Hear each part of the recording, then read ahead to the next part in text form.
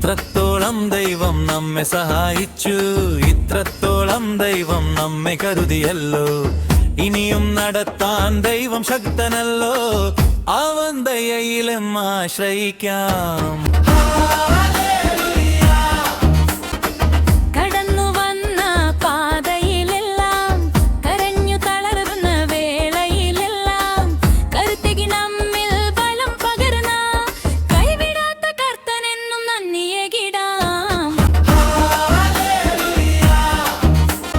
കടന്നുപോയ നാളുകളെല്ലാം കടന്നു വന്ന പ്രതിസന്ധിയിൽ